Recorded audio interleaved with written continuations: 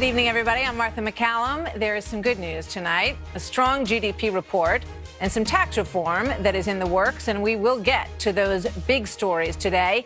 But the fact of the matter is that the water is still rising, and people are still tonight being rescued in the state of Texas. We're flooded all across the city. You know, really? I'm not going to say one place is worse than the other. We have water all across the city, 5-6 feet deep in some places. We have about 18,000 water bills here in the city of Port Arthur, that about 20,000 homes, something like that, and I would estimate about 20,000 homes have water in them. Unreal numbers. Port Arthur and Beaumont. Look at this. Look at this. In the middle of a tragic loss. Look at these people in a shelter. So the president was in Missouri, as you know, and this is what he said today. Recovery will be tough, but I have seen the resilience of the American spirit firsthand all over this country. To the people of Houston and across Texas and Louisiana, we are here with you today. We are with you tomorrow, and we will be with you every single day after to restore, recover, and rebuild. But you have to shake your head when Americans are suffering, and some of the most read stories online today are still about the First Lady's shoes, or whether the desire to see the right photo op hug and sensible shoes trumps, shall we say, their concern for the actual story of how effective the response is or is not for the people of Texas. I don't think that he understands the human scale of misery. I don't think that he can connect with the sort of compassion that you normally have when you see a disaster like this. Very little in terms of empathy from this president, very little in terms of emotion or talking directly to the people of Texas. Today, President Trump visited Texas, but he forgot to bring any empathy with him, but he did bring a hat. When he greeted the crowd, it felt perhaps a little bit more like a rally. I did not hear him speak about the victims of this flood. Is there something missing here in him? So there's this picture scrawled across a piece of wood from a Texan, summing up what we just heard. Bet they blame Trump, this man wrote.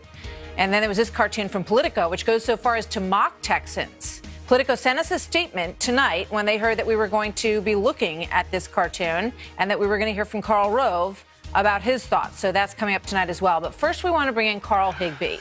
He is now the White House Chief of External Affairs for the Corporation for National and Community Service, an agency providing support throughout Texas and Louisiana. So you're working hard on this, Carl. But I have to ask you, first of all, what goes through your mind, given what you are so focused on, when you see these responses about the improper amount of empathy and they're not sure if the hug was right or the shoes were right?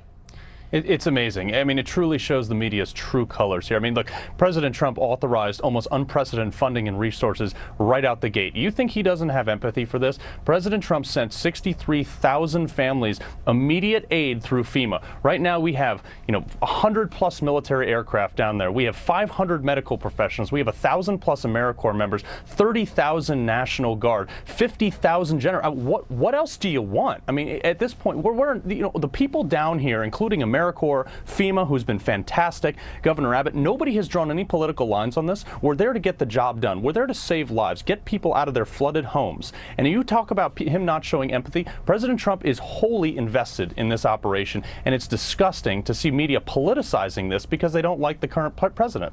So, in the end, it's going to be judged based on, or it should be judged based on how efficient all the programs that you just talked about turn out to be, and whether or not the government, in the capacity that it's capable, and this is an enormous task that's being undertaken here, so it's not going to be perfect, how well you do the job in the end. How confident are you that the systems that are in place are not going to produce they'll produce good stories coming out of this day after day after day, as the president said they'll be there for?